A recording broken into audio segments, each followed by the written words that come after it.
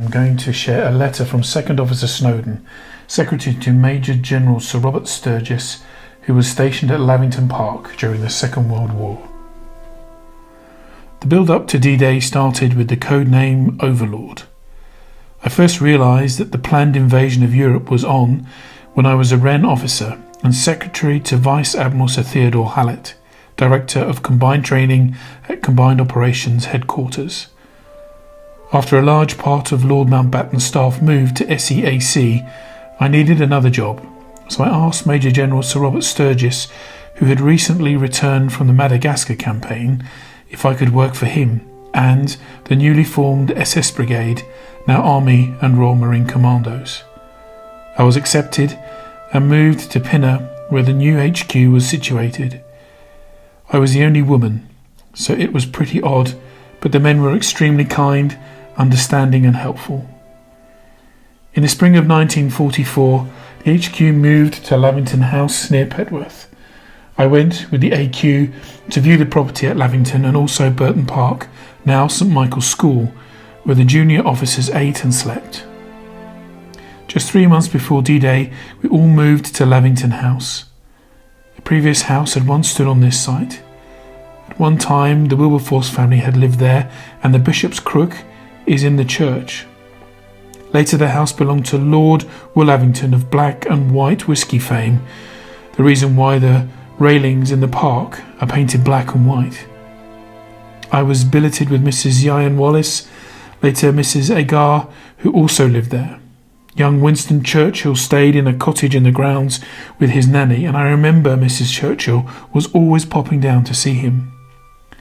Sometimes on warm nights I would sleep in the garden, and it was eerie to hear the nightingale singing while the doodlebugs, V1s, droned overhead. I worked as secretary to the AQ and PA to the GOC, General Sturgis, and after a day's work would sometimes be resuscitated by him with some gin, and for the second one of his well-known "A bird can't fly with one wing." He was a most inspiring man to work for and considerate to all his men. I remember once when a particular friend of his had been killed and he had to ring his wife to tell her. He came into my office and said, "Don't let anyone ever ask me to do this again." He was very upset.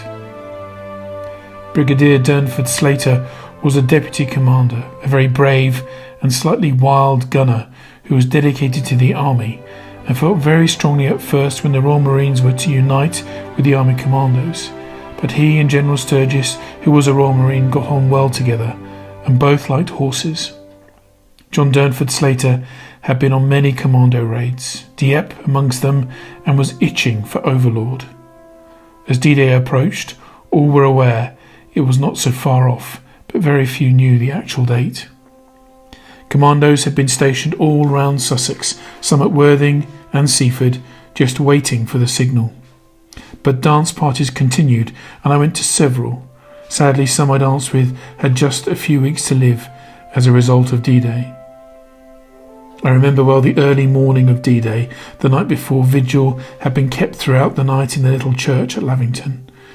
When I came to my desk that morning, calls were already coming in from France saying we'd arrived. One now eagerly awaited any news. It was all so incredible after all these months of expectancy. Sadly, though, it wasn't long before casualties had been reported.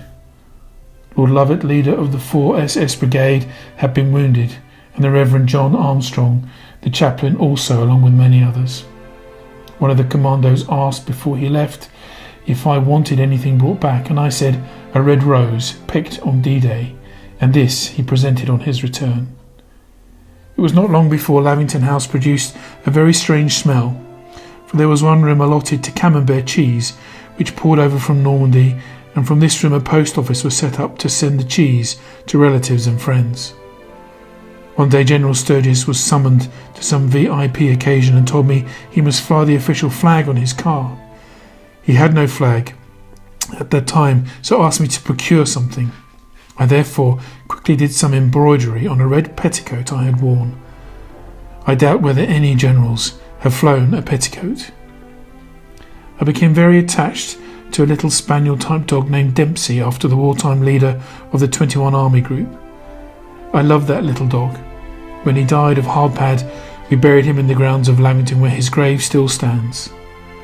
Now Seaford College at Lavington House still keep the former commando history alive. They have a small commando museum and each year hold a special service in their chapel to commemorate the days when the commandos worshipped there, and on the wall hangs the insignia of Commando Group. It is a nostalgic occasion. I am enormously proud of the green beret I was given when I was demobbed. HQ SS Brigade later became HQ Commando Group.